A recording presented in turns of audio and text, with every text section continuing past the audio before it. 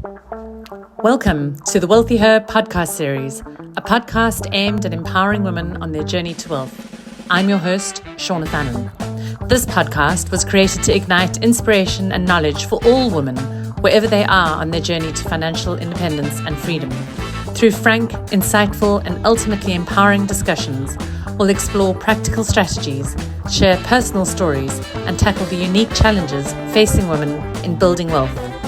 This podcast will give you the insight to many aspects that as a woman you need to be aware of. So, let's get started. Welcome to Wealthy Her, a podcast aimed at empowering women on their journey to wealth. We created this podcast to ignite inspiration, empowerment, and promote a sense of community among women seeking financial and professional fulfillment. I'm your host, Seanagh, and I'm honoured to have you join me today for our latest episode, Unpacking the Global Economic Environment. Today we're unpacking the current global market environment and taking a look at the key focus areas for the year ahead. With the background of the US elections behind us, rising geopolitical tensions and the beginning of the year market dynamics, there certainly is quite a bit to navigate as we enter 2025. It gives me great pleasure to welcome and introduce Chantelle Baptiste, currently the Portfolio Manager and Head of Equity Research at Fairtree Asset Managers. Chantelle previously worked at Barclays Bank, where she honed her analytical skills researching the ever-complex South African financial sector, earning her the accolade of top diversified financial analyst by the Financial Mail. She's essentially the perfect person to help us understand where we are, what's going on, and what to look forward to next. So let's get tucked in. In this world that we live in, there really is so much noise to contend with. And when I talk to that, I find everyone is clamoring for attention. It's half the reason why we all look forward to the post-Christmas holiday season, just to take a breath and have some quiet time. But with the start of the year and getting back into things, we also need to start looking forward to what we think the year might bring, how that's going to affect us, and how we can best position ourselves in terms of decision-making and preparation for the year. In our extensive research, we know that women are goal-based investors, which means they think of a goal and they work backwards from there. They try and figure out how much it is that they need and how they're going to get there. So we need to be prepared for what the market is going to throw at us, how it's going to affect us, and ultimately how it's going to affect our bottom line. Some of our listeners are very sophisticated investors, and others are just starting out. But of course, fundamentally, the markets affect us all. And in my previous life, I think listening to a report like this left me feeling quite lost because I just didn't know how one element affected the other. If you study economics, it becomes a little bit easier, but if not, it can be quite difficult to grapple with what's going on. So I thought I would just start there and introduce why this isn't such an important topic. And as that can be such an extensive question, Chantelle, can I ask you, what are the three top factors that you saw influencing 2024 and where you think 2025 is going to go? Thanks, Seanagh. I think what really stood out last year was elections in totality. We had more than half of the world's countries going into a national election, our own country. So the South African elections was a huge surprise for me, to the positive, obviously. I think our base case would have been about a 47 to 50% outcome for the ANC. So the 40% outcome was quite a significant surprise. Yeah. And then obviously getting a government of national unity within the space of about 32 days. I know we don't appreciate it, but if you look at other countries like Germany, other developed markets, they take far longer to come to some type of agreement. It was extremely quick. It was just, there it was, yes, all of a sudden. And I think we've taken it for granted that it's become the new norm. Yeah. So huge surprise. And I think also off the back of that, then going into the US election, which I think dominated the second half of last year, trying to understand, will it be a blue or red outcome? And then obviously a little bit of, chaos with Biden stepping down and then Harris coming into the fore. So I think also, again, not a huge surprise. I think people voted against something as opposed to for something. So Trump is going to be with us for the next 4 years. And he started this year incredibly noisy already. I think yesterday or the day before he said he was going to take out Canada and and Greenland. Greenland, yes. So, already I think we must be prepared for a year where I think policy decisions are going to be tweeted and not go through the official channels. And then I think another thing that stood out for me was, and it has stood out for me over the last 3 years, is how resilient the US economy is. It's the only trade in town, really, is everybody wants to invest in the Mag 7, and they just keep going up and up. All, new time highs are being reached. NVIDIA is absolutely bulletproof. It just keeps going up and up. And, for the last 3 years, I've started the year to say there must be some type of softening in the US market. It can't continue with the strength. And I probably, using a very academic mindset, would look at the macro indicators and say to you, you cannot take interest rates from 0 to 5% in any country and absolutely nothing happens. But the US has continued to go from strength to strength. So elections stood out for me, the strength in the US economy, which continues. And then I think what stood out for me, not in a positive way, was just a disappointing China. I was in China, we visited there in October last year, so I was very fortunate enough to be on the ground. We went to 4 different cities, 2 tier 1 cities, Shanghai and Beijing, and then 2 tier 2 cities, and Nanjing and Hubei. It's a phenomenal country, and the macro and the news headlines do not match what's happening on the ground. So walking around, people are spending, people are happy. There's no anti-US rhetoric. There's no lack of confidence. You look at all the macro indicators and they say China's in a huge confidence crisis. You don't see it or feel it on the ground. It's so interesting to hear that, because I know we were talking about it a little bit earlier, but you just, from this side, from South Africa and the Western world, it's not what you anticipate, really. You expect it to be quite stark and dominated and controlled, but it sounds completely different. Completely different, and not to segue, but I think it's important to also understand we always apply a Western mindset, an Eastern mindset, and specifically a Chinese mindset. Culturally, it's very, very, very different. In the West, we grow up from when we're little knowing that there's goodies and baddies. We have this messiah mentality where there's always a hero and a villain in a story. It's the way that Hollywood was developed. And we will always teach our children, stand up for yourself, stick out, be unique. In China, it's not like that. If you're a nail sticking out, a hammer will come and bash you back in. It's a unity thing. And they strongly believe it's in the best interest of everyone. Sometimes you're in the 40% and sometimes you're in the 60%. Sometimes you're benefiting and sometimes you're not. But you don't stick out. You move together in this general direction. And I think we often get that wrong about China. They're actually a very peaceful nation. They're not an aggressive nation. So it's important to go there and spend time in that culture and try to understand it. And also, I often think that we have this mindset that it's just cheap and fast, because a lot of stuff we get from China breaks within a day. You buy any toy for your kids and it lasts a day and it's broken and it's made in China. But when you're there and you appreciate their history, it's a beautiful history where they've got a lot of detail, they've got an eye for beauty, and they respect beautiful things. So you go to, you go through their history, and they're actually a very, very proud nation. Amazing.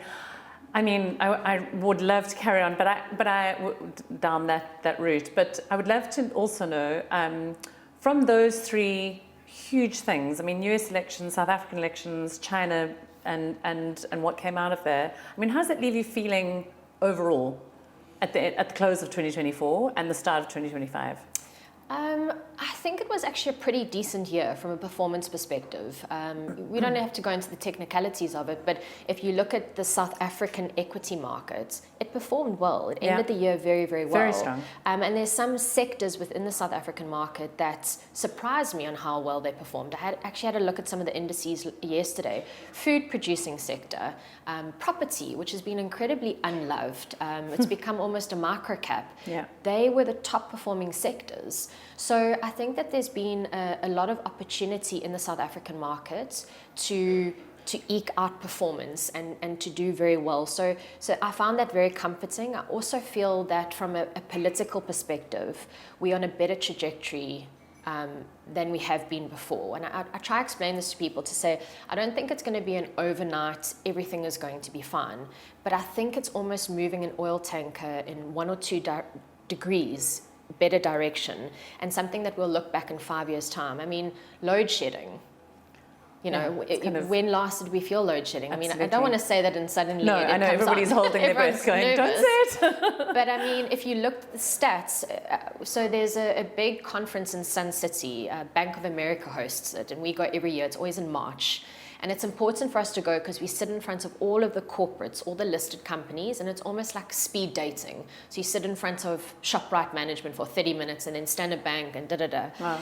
And that's beneficial, but what's really beneficial is the foreign investors that come out, and we get to sit with them, the Fidelities and the Capitals and the Wellingtons of the world, and understand how do they view South Africa, how do they view China. So it's a lot of insights that we get. And it wasn't very long ago, it was 2023, sitting at that conference, where the key question all those management teams were being asked is, what happens when there is a national blackout? What happens when the grid falls over? It wasn't very long ago where that was our concern, that the grid was actually going to fall over and it would be Armageddon in South Africa. It wasn't that long ago, and suddenly now we take, I mean, our human memory, I think, is incredibly short, but now it's a given. We don't have load shedding at the moment. No, there's no other concern. The sentiments also, when you talk to people, I'm not sure where you went on holiday, but, for the listeners, if you went to, the Plet or Hermanus, Stilbaai, Streesbaai, wherever it wasn't that crazy, post-COVID and that dire, where should we move to? Where are we going to immigrate to? I felt as though the sentiment this holiday was a lot more positive. In general? In general. The man on the street, when you talk to people, I'm not sure if rugby helps because we're obviously in quite a winning streak at the moment, and I've just finished reading the Rassie book, which is incredibly entertaining.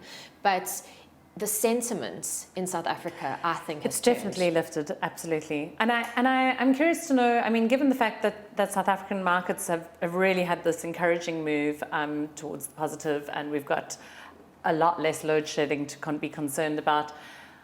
One of the things that we deal with at Carrick Athena is looking to structure wealth and structure it offshore to help our clients diversify. So, without getting into the actual investments, but I know that some of the questions that clients have is, should we not keep all our money here in South Africa? Isn't that better? Look how well the markets are doing here. And as you said, property, the unloved child in the corner, is now suddenly a little bit more popular. So what are your thoughts on that?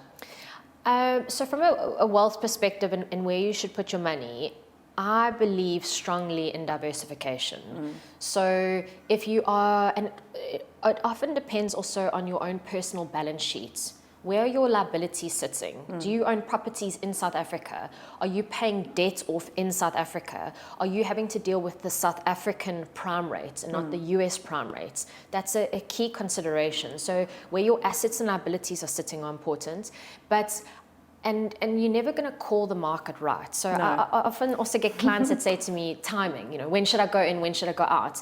And you're not going to get it right. You should always be invested, I believe. Yeah. And if you look at it through the fullness of time, and you'll see lots of commentators who show these 20, 30-year graphs where if you just stayed invested, it was much better than trying to time the markets. Exactly. And at that point in time, it feels like, everything's falling off a cliff or everything's going ballistic. But in the fullness of time, it's a tiny little blip on the graph. So whether it's fixed income or equity, I believe in diversification of financial products. Right. So invest in what you understand. It's very, very important. I don't invest in anything I don't understand. I don't have any crypto exposure personally myself because I don't understand it. I don't know what it is. I don't know if it's a commodity. I don't know if it's an equity. And I could probably sit and read up on it and research it, but I haven't. So that's always such a volatile discussion. Yes, exactly. Let's not go down that rabbit hole. But I do think that you should have some offshore exposure. I think it's important because then, if the US is blowing up, you've still got exposure in South Africa and that's doing well.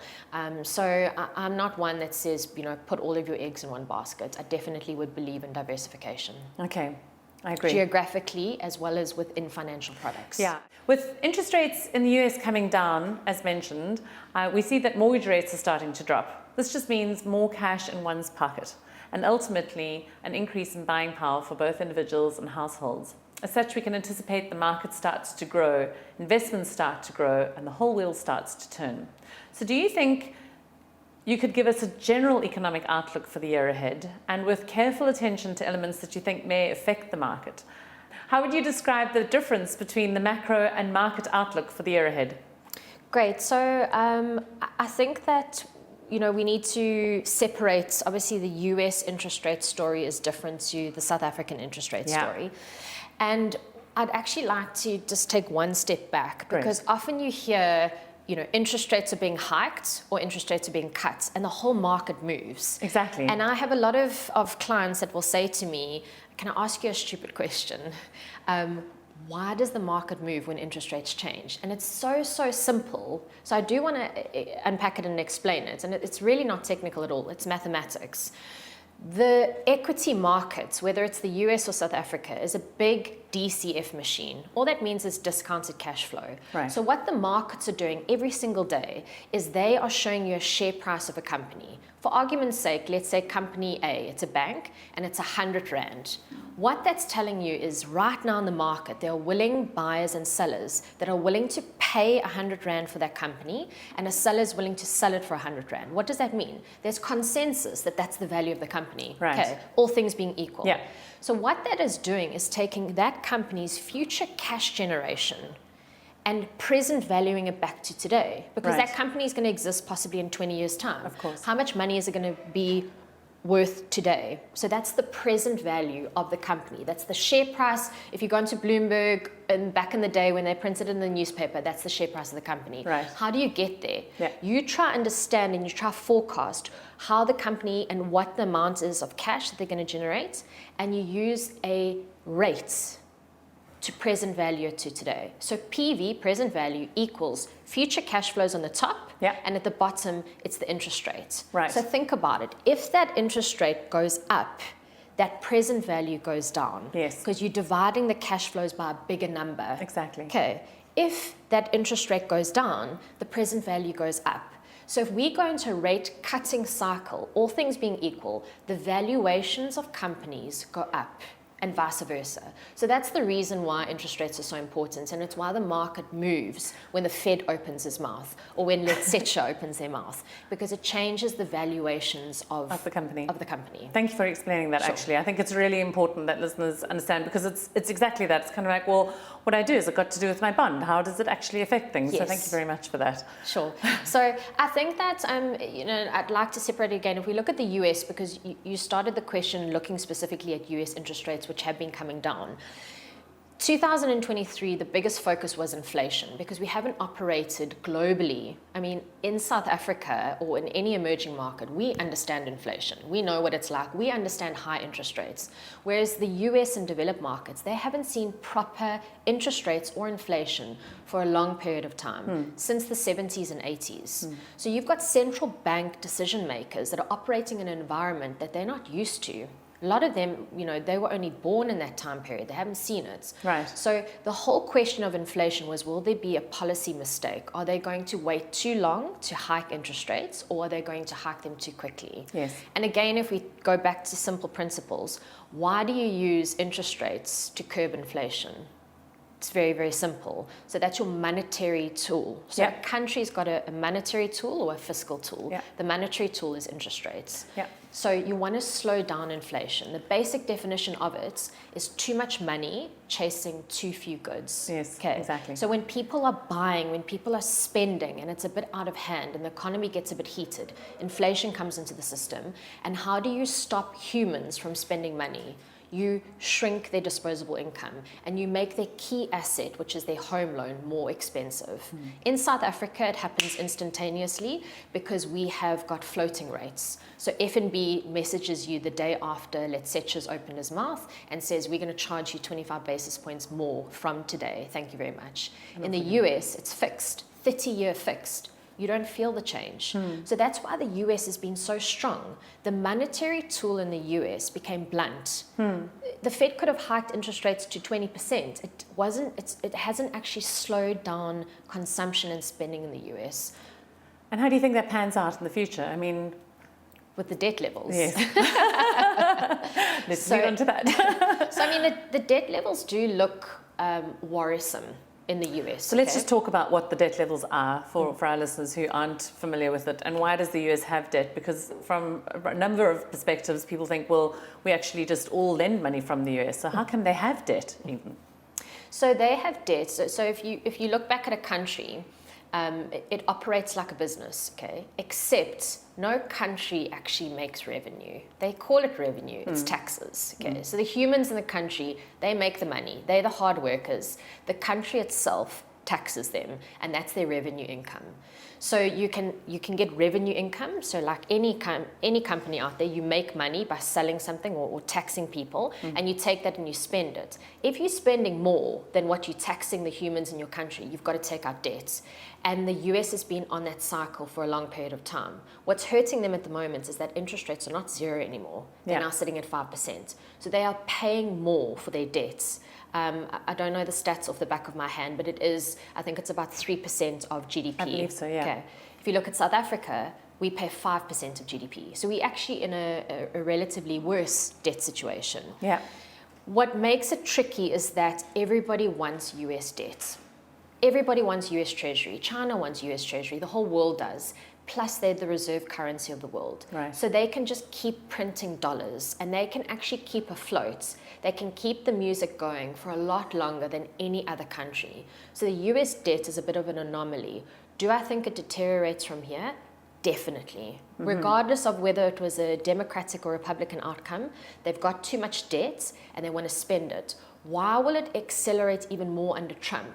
Because he's going to cut taxes. Just about to ask you, so what happens when he does? Because of course that's one of his biggest yells. Yes. And maybe, keep on roping in. I know the key theme is outlook for 2025. A key outlook is 2024, because it's an election year globally. There were a lot of promises made, promises from our own government, and specifically promises from Trump under his campaign. Now it's how does he deliver it? And that's what the market is trying to figure out. So 2023 dominated by global inflation. Where does it go to? 2024 was dominated by growth. Everyone was trying to understand, does the US go into recession, and when does China start to grow again? 2025 is going to be dominated by policy and the delivery of promises. Will Trump really come out and deport millions and millions of people? Will he cut tax rates? Is he going to slap 60% type of tariffs onto China? My base case would be that, if you read his books and if you understand the way he works, he loves chaos.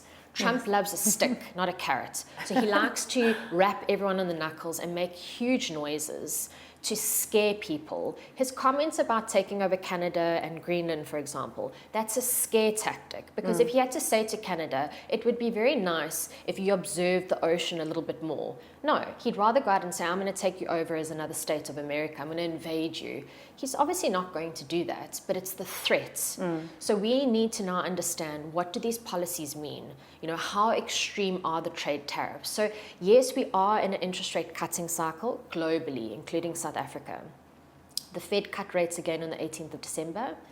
But the stance, and whenever you're looking at a central bank, they always say dovish or hawkish. When I was starting out, I had to go Google what that was. I'm sure the youngsters now just ChatGPT it. But what it means is, if you have a hawkish stance, it means that you are going to be restrictive, okay? Right. You're going to tighten, you're not going to cut anymore. And dovish is the opposite of that. It's gentle. It means you're going to open it up.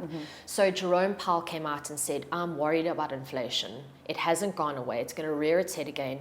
This is probably the end of the cutting cycle.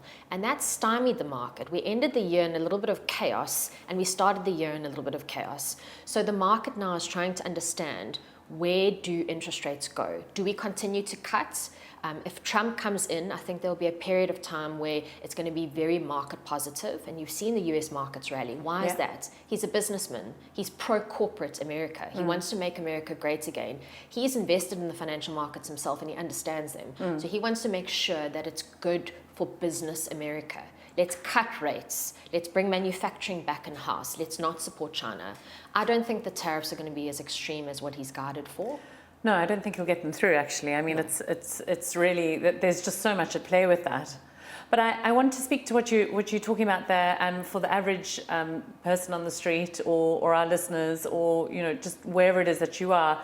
I think people are approaching this year with much caution.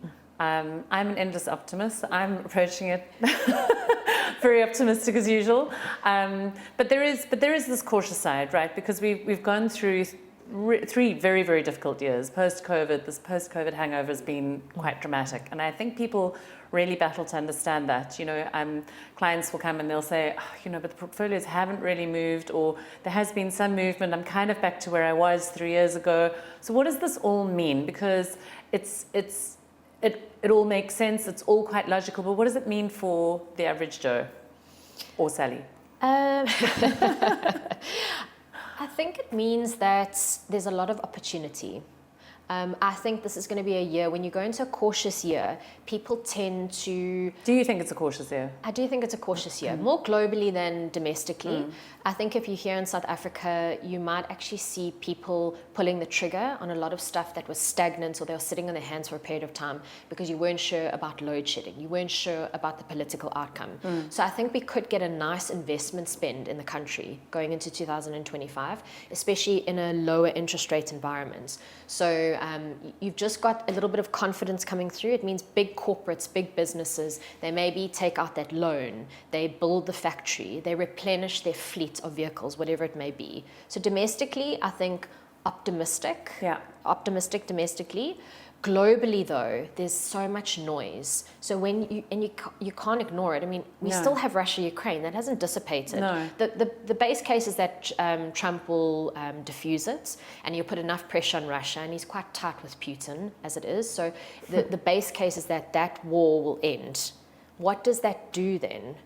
Oil. Where does oil go to? Oil probably comes down from here. If the war in Russia ends, there's going to be a lot of pressure on the PGM market, platinum group metals. Yeah. That's because Russia's the biggest palladium producer globally. Yeah. And there's always been caution that if there's sanctions against that metal, which goes into a lot of industrial uses, then where do we get our hands on it? So it's helped the palladium price be higher. If that ends, oil comes down, gas comes down, energy comes down. So that then impacts the global inflation story. So nothing works in isolation, okay? And I sound like I'm just talking in circles, but that is actually how it works. It's nothing, you can't, an event happens here and it has this ramification across it. So globally, a lot of uncertainty. Plus we still have the Middle East tension. Exactly. That hasn't dissipated. And what is the effect of those wars? And do we think it'll spread? Exactly. So I don't think it's in anybody's best interest for the Middle East to escalate from here. That said, this is a very complicated war. It's not Russia and Ukraine. Russia and Ukraine are like watching your two cousins hit each other. It's uncomfortable. Yeah, but it's dreadful. It's in the family, okay? It is dreadful. But this is a deep, historic, religious war between Jews and Islamic belief. So it makes it very, very complicated. And the fact of the matter is that if it spreads now to become more regional, so Iran, there's tension between Iran and America. If Iran steps in and supports, Saudi is going to have to step in and support, and then the world kind of gets involved. I'm not hoping for that, okay? Don't get me wrong, but it is one of those things where you can't completely ignore it. No, you can't. Absolutely. No. I mean, and there's a lot going on. There's so many different changing elements to it. I mean, what happened towards the close of last year, and how that may affect decisions made in very conservative countries like Iran, etc. Is it's a potential massive change in that whole block. Huge. And we haven't even spoken about China. China still wants to take Taiwan. Yes. And I mean, when I was there, chatting, they openly, they don't say it in an aggressive way. They say it in a matter-of-fact way. But Taiwan belongs to us. That's what they say. They don't see it as a takeover. They don't see it as aggressive. They see it as just almost like a mother hen scooping her chick back under her wing. It's not an aggressive thing. It's part of us. I didn't know this, but if you look at a Chinese passport, it says People's Republic of China. If you look at a Taiwanese passport, it doesn't say Taiwan. It says Republic of China on it. Oh, interesting. Yes. I didn't know that. So, that's something where I think that if the world was in enough chaos and distracted, China then does take it will take a stance on Taiwan. It's a matter of time. I'm not, again, and how does it calling affect for us? it. No, of How course. does it affect us? I mean, and that's the funny thing is, some of our investors will say, how can you be invested in China if you think that there's any possibility that they take Taiwan? You shouldn't have any exposure to China, because if they do that, the world will cancel China, and you shouldn't have exposure to 10 cents. I mean, it's almost impossible to cancel China, surely. 100%, but people don't understand that everything that we use nowadays from a technology perspective has got chips in them, microchips. Where does that come from? Taiwan. Okay, if China takes over Taiwan and cancels the exports of those chips, you can't buy a new phone, a new Apple phone, a new Samsung phone. No. Everything stops. So the whole world will be impacted by that. You know, it's not just Chinese shares and equities that will be impacted. That will have ramifications across the whole world. And the world knows this. The US knows this. So there's a lot of unhappiness. And we've gone into this. The world is in a different phase right now, and I think it's taken people a long time to appreciate. We're not in globalization. We're in deglobalization. We have parts of the world that are almost building up these invisible walls and protecting themselves. And that's exactly what the US is going into. Protectionism. That's what Trump stands for. Let's make America great again. Let's build a physical wall around us. Let's get rid of all the foreigners, which I laugh at because the Americans are foreigners themselves. They all came from different places across Europe. But let's get rid of that, and let's isolate ourselves. Let's look after our own people. And the world has gone into that type of thinking, which is dangerous, because it comes with a lot of inefficiency and a lot of inflation and a lot of tension. The reason why we had huge wars historically, why we had colonization, why countries were taken over, is because we were deglobalized. We were operating in these little islands, and you had gold and I wanted it, so I came and invaded you. We're now blocking ourselves up. So we are going into a period of significant global tension, which I don't think it dissipates anytime soon. So, I mean, that's all sounds quite worrying, really. We haven't even spoken about AI and what's going to happen to the human race. How many hours do we have? But I think it also talks to women and how women investors are. And women tend to be quite risk averse. We were talking earlier, and you rightfully pointed out that risk averse doesn't mean that we don't understand risk. It just means that we are literally building up barriers to understand that we can maintain what it is that we've got, that we know how we're going to get there. And I was saying earlier that we're goal-based investors, so we think of a goal like retirement, we think of how we're going to educate our kids and how much it's going to cost, and we work back from there, and then we start investing. And you talking about the world shutting down and not shutting down, but the deglobalization and building these fences, all these walls, all these kind of security elements really makes me think back to how women tend to be quite concerned about investing. And I don't know if it is relatable, but a number of times I'll meet women who just hold everything they own in cash in a bank account, and that's it, because it's secure and it's safe. And of course, there can be a strategy for a situation where there is a more cautious outlook in the world. And I'm probably really attempting to align these two too far. But what are your thoughts on that? I mean, I can speak from my own personal experience.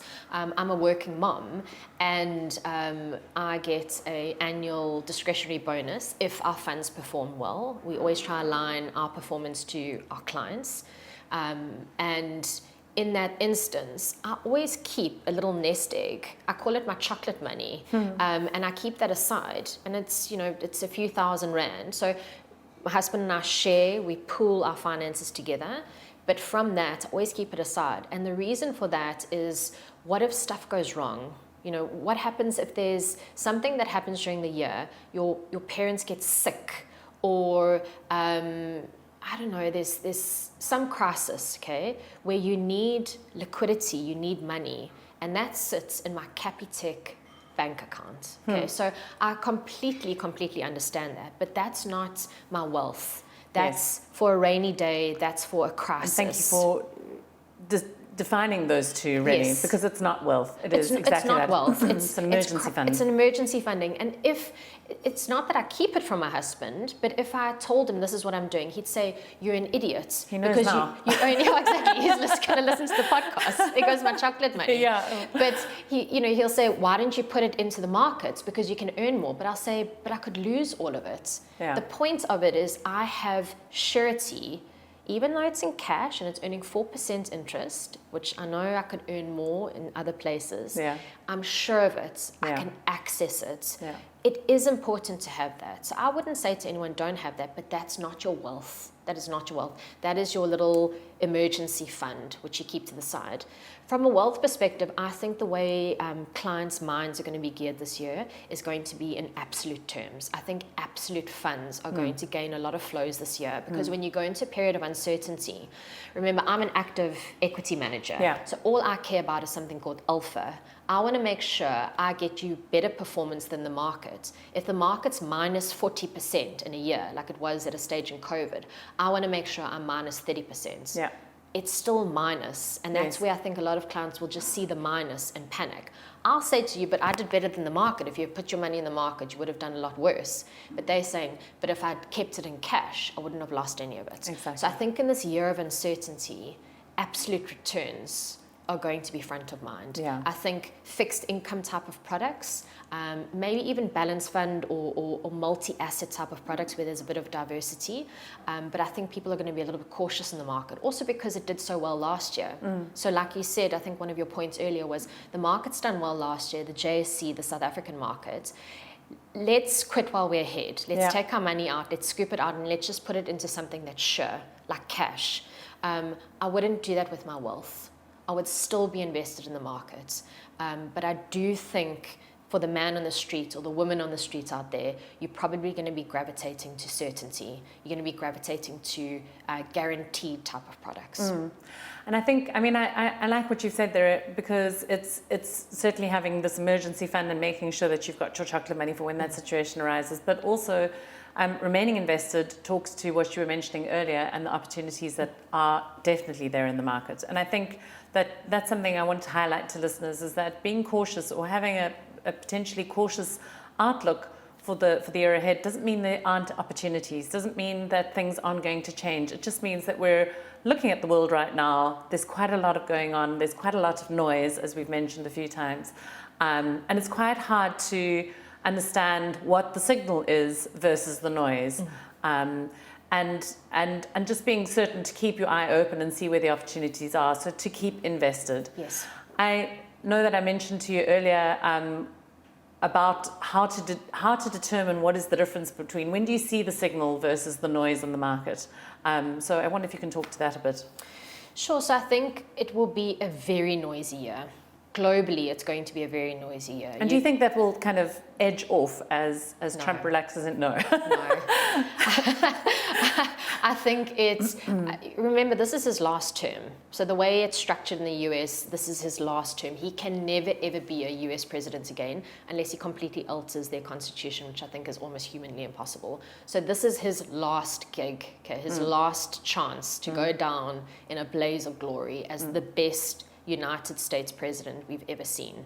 So I do not think that the noise dissipates from here. I think that there's going to be a lot of tension, but a lot of politics. Like I said earlier, Trump likes to create chaos. He operates very, very well in a state of absolute chaos, and making his bark is a lot bigger than his bite. So I think he's going to make crazy statements. I mean, you've also got his very good friend, Mr. Musk, who's now part of DOGE, Yes. which is the Department of Government Efficiency, Yes. and his sidekick, which is And they've all got capes. Vivek, yeah, I think it's Vivek Ramaswamy. Yes. He's very anti-ESG. That's actually how he made his claim to fame. He's a very astute businessman, entrepreneur.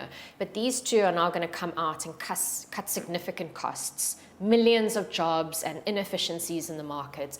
But between them and Trump, I think it's going to be an incredibly noisy year. So lots of headlines.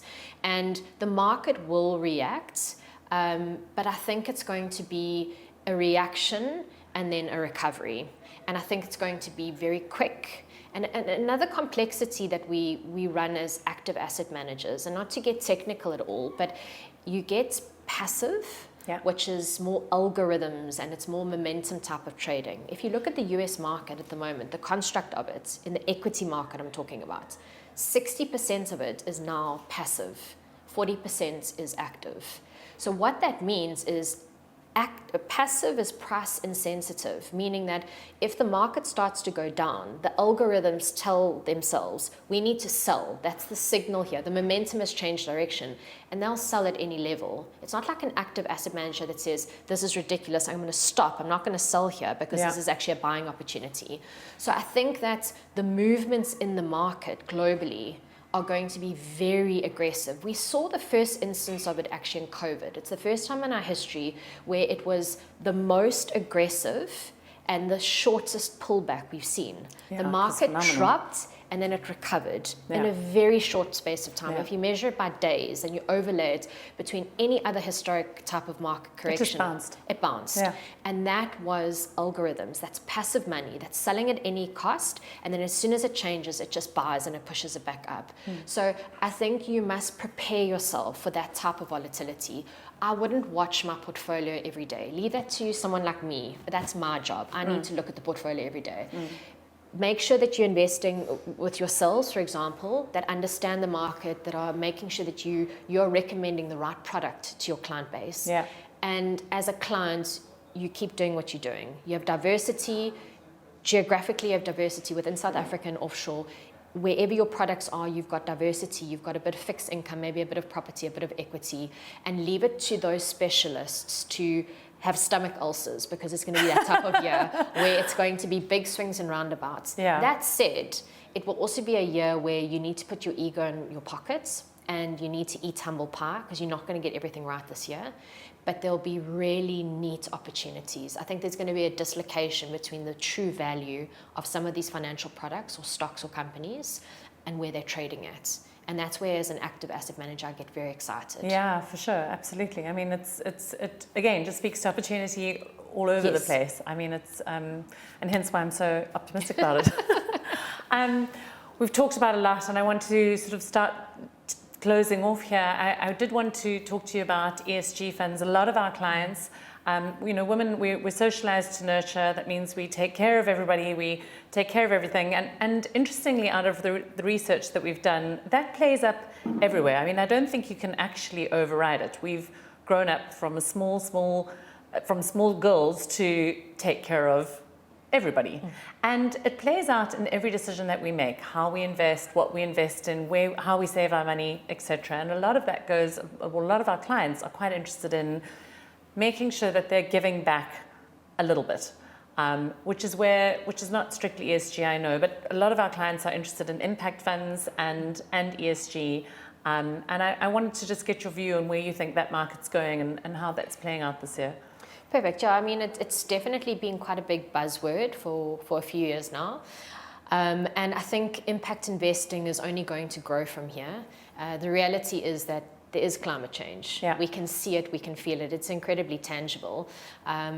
I think it impacts short-term insurance significantly, which I think previously all we thought is don't live in New Zealand or Mauritius because in time they'll be covered with water. That was the ultimate end. The oceans are going to rise. Don't live too close to the coast. But now we're seeing crazy other fires. Fires are from climate change, storms, rain at odd times of the year. I mean, we had a very bad storm in April 2024, and a third of our roof blew off my house in Seanagh, so we had to move out for 3 months. That's part of climate change. The wind reached 304 kilometers an hour. That's hurricane type of weather. Yeah, that's crazy. It's unheard of in Stellenbosch, in South Africa. So I think that it's apparent, and it only gets a little bit worse from here. From an ESG and impact fund, there is a lot of opportunity out there, and I do think that you can also make money out of it. So it's not a charity or a donation. I think that it was a big buzzword a few years ago when money was for free. And when I say when money was for free, when global interest rates were near zero, people could take out a lot of debt because you're taking out debt and you're not really paying anything. Yeah. So you could invest it in a lot of things. I think that's going to dry up now because money actually costs something now. There's a cost element to it. Also, I think under the Trump administration, who vehemently disagrees with climate change, who doesn't believe in it, and a lot of the people he's pulled around him don't, I think he's going to be pro-oil, pro-shale, anti-ESG. And we're already seeing that from some of our North American peer group, where they're starting to invest in fossil fuel again. And they're starting to say, and this was really sparked with the Russia-Ukraine war that broke out, and we saw poster children of ESG, like a Germany, suddenly withdraw on a lot of statements they'd made. Why is that? Because they were running out of gas. You can't survive a winter in Germany if you can't warm your house. The humans that vote you into power will die. That's not very good for any government. So suddenly they made, a whole bunch of things like natural gas is now a green source of energy, even though it actually comes from fossil fuel. You've still got to mine it and drill it. So I think that there's going to be a fundamental shift in it, and I think we're going to have to find a smarter way of approaching this. I think the way that we've been trying to approach it has been one that we believe we've got a lot of time ahead of us. Let's rather invest in alternative sources of energy. So let's go into the traditional solar and wind, for example. Yeah, but those stocks, I mean, they've taken a dive, actually. They have, definitely. But that's a slow and steady way of doing it. I think it's a lot closer. I think we need to come to a solution sooner rather than later. Right. I think the impact on the world from an environmental perspective is going to be significant. And I also get a little bit frustrated because ESG, all we see is the E. So all people talk about when they talk about ESG is carbon emission.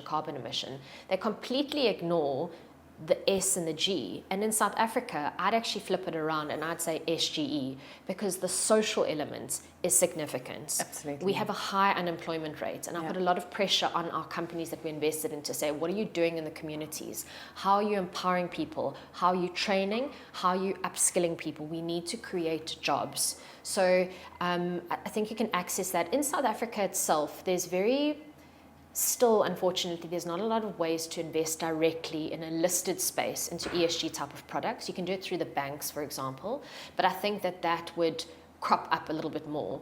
I think in a weird, perverse way, because of load shedding, we're actually going to become the poster child of how you transition to green and alternative sources of energy, because we had to. It came out of absolute necessity and chaos. It didn't come because we felt like it, because we wanted to, improve the world in some way. What a pity, but yes. But I do think that, I think it's an evolution. I think that we have to transition to cleaner sources of energy, and the world only needs more energy, not less, because of the technology advancement that we're going through. AI centers, data centers, there's only more and more of them, and they are very, very energy dependent. When I was in China, we could see the amount of energy that they're building out. So China knows that they've got 3 weak spots or weak points. They still import energy. They want to become completely self-efficient from an energy perspective, so they're creating a lot of energy. Both coal, fossil fuel based, and alternative. They still rely on the dollar, and they still import chips from Taiwan. So they want to become the AI superpower. They want to invent and create their own chips, for example. They want to be self-sufficient from that perspective. So they're building out a lot of energy. The US is building out a lot of energy. We need more energy, but I think that the alternative space is taking too long. And it also impacts the environment. When you build wind turbines, I don't know if people understand the quantum of cement that you've got to put in the ground. You've got to dig a hole, first of all, which impacts that environmental space. And you've got to put a lot of cement so that those things, when they turn and the wind picks up, they don't blow away. So it does still have an environmental impact. Do I think we'll solve for it? Definitely. Like any advancement that we've seen, it comes from humans. Don't ever discount the animal spirit of humankind. We have a way of always figuring stuff out. It's why we've survived for so long. So I do think we will adapt to it, but unfortunately, I do think it has to become almost a global crisis point, which we could get to. Will we figure it out? I definitely do. And I do think, sorry, that, I digressed a little bit, but okay. there is a lot of opportunity from an ESG perspective. Yeah. And I think any asset manager you chat to, they've got that element and that suite of products that you can invest in. I think up until now, the concern was, am I going to make money out of this? Yeah. Or is this more just... It's always been that, isn't it? Because it is just so dicey. You're not sure if it's actually going to work. And I mean, and you don't think through the nitty-gritty of it. Like, how does the wind turbine come into play? And what is the effect of all the components that you require for lithium batteries, and and how does that all figure out? So I think it is something that certainly clients are concerned about, and specifically female investors, because they want to invest in it, but it is actually seemingly a bit more high risk than other aspects. And also young investors coming through, male or female. I can see it from my children. They're a lot more environmentally aware than I was at their age. I've always been, I love the environment, so I was always one of those, I'll never walk past litter and not pick it up. But they are learning it in the school system now. So they're incredibly aware of the impact humans are having on the world. Yeah. So I think it's only going to become more in demand. As the youth comes through and they say, listen, this isn't just about the bottom line. I mean, the youth coming through, they're wired differently to the way we are. Totally. They're not just about the bottom line. I mean, when they join a company, it's not just to earn a salary. They want to be part of something. Exactly. So I do think that movement will also fundamentally change the type of financial products that we're offering, where they're going to ask the question behind, this isn't just me making money. I don't want to outperform the market only here. I want to also make sure I'm not leaving anything or anyone in a worse state after making this investment. And it's an important question, I think, that the youth will ask. No, absolutely. And I think you're right. I think things will change, and it's going to be interesting to see how it moves along. Coming back to this year and rounding off, and I mean, I think we've covered an enormous amount, and there is so much to cover. It's kind of like we haven't even spoken about AI. How could we not have covered it? Is there any aspect that you want to highlight, or anything else that you think is prevalent, that you think listeners should be aware of or pay due consideration to? I think that... So what I often say to my client base is, prepare yourself. So, when I said that it's going to be a volatile year, it's easy for me to say this, and when I say it to you, but when you watch the markets hemorrhage and you watch the swings and roundabouts, I mean, the way the year started was with the Department of Defense declaring Tencent a Chinese military company and putting them on a list. And straight away that tanked. When Tencent tanks, it pulls down Prosus and Naspers, which are two very big stocks in our equity market. Yeah. So we've started off in a very negative stance. Yeah. And this is just the beginning. Remember, Trump hasn't come into term yet. Yeah. And this is the beginning of it. So what I would say is, you're going to have a stomach for the markets this year. I wouldn't watch it on a daily basis, because it's going to be very, very volatile. So trust your underlying asset manager to know that they are doing the best that they can to preserve your wealth, to make sure that they're creating more wealth for you. They are the ones that are watching the market and being concerned. And stay invested. The easy thing to do is capitulate, to throw in the towel and say, I'm going to take it all out. But human nature, you normally do that at the bottom. You lock in those losses, and then you don't get back in time. So don't try to time the market. This is not going to be the year to time the market. It's going to be unpredictable. And in uncertainty, it's what informs my position specifically in gold. If I had to say to you, I'm going to induce you into a coma for the next 100 years. This is hypothetical, obviously. And I'm going to take all of your money and all of your family's money, and I'm going to invest it in one of three things you need to decide. Crypto, let's say Bitcoin for argument's sake, the US dollar, or gold. I'm going to take all of your money, and in 100 years' time, you're going to wake up. Which one would you choose? Probably gold. Yes. 99.9% of people choose gold. Why is that? Because it can't deteriorate. It will still be around physically. It's a physical thing.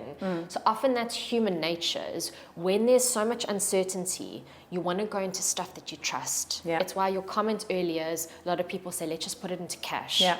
I get that. I totally get that. Put a little bit of your chocolate money into cash, so you've got it there preserved, but stay invested.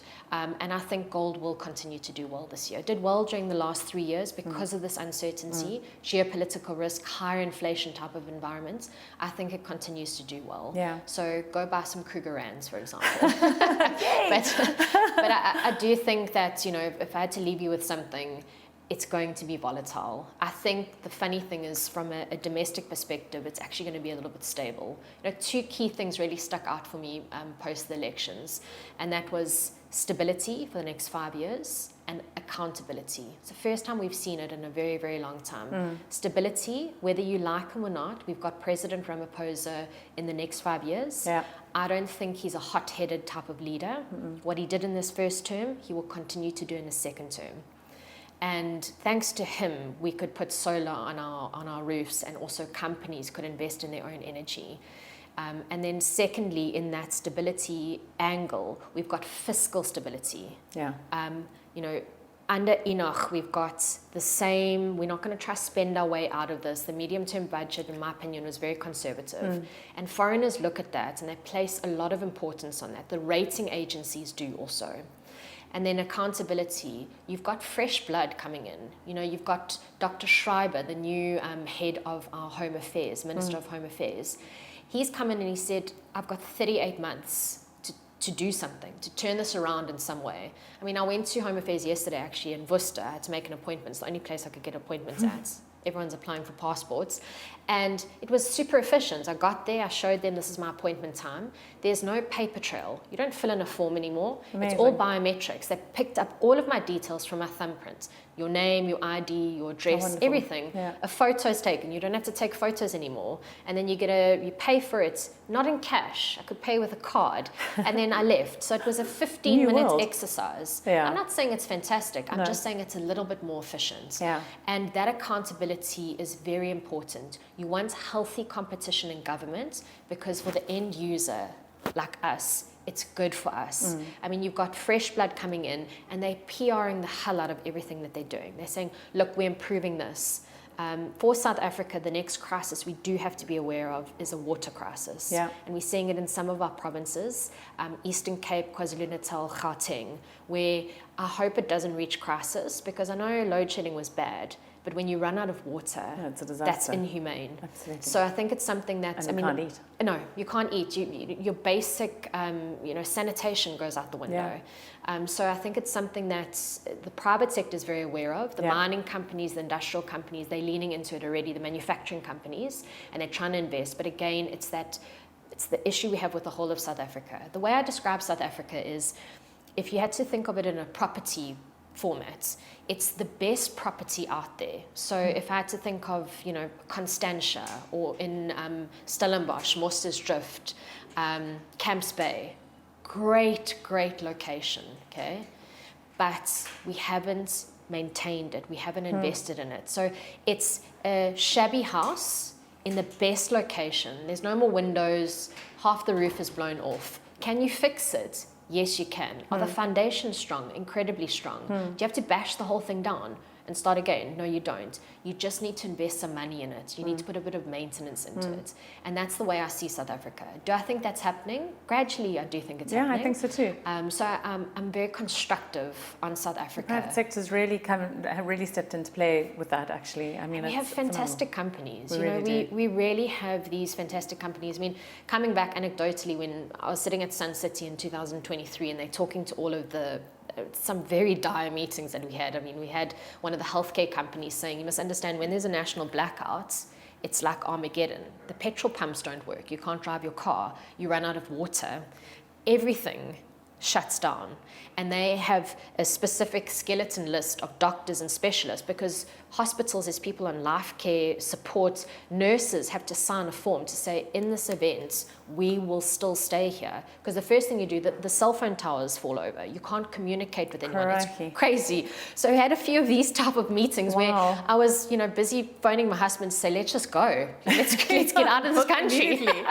And then we sat in ShopRite, and the foreigner asked the question, what is your contingency plan when there's a blackout and everything falls over? And the CEO of ShopRite turned around and said, "We don't have a plan. We're a South African company. We deal with a lot of cuck. We've gone through riots in Durban. We've gone through load shedding. We've gone through COVID, and we've survived. We will survive if the grid falls over. Next question." And it was just so typical where we are such a resilient bunch of humans in this country.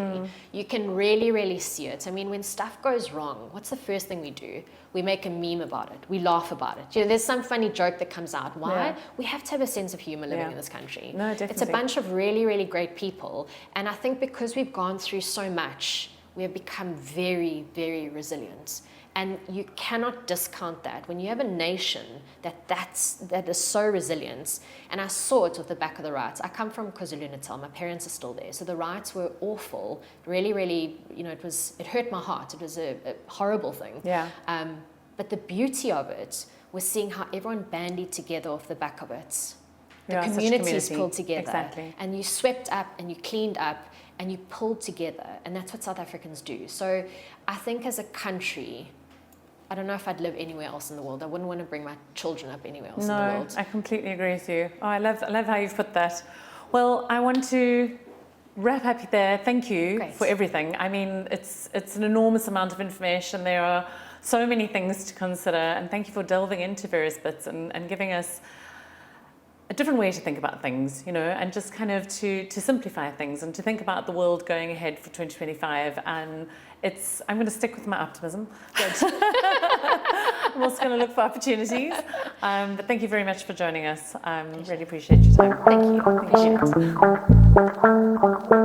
it.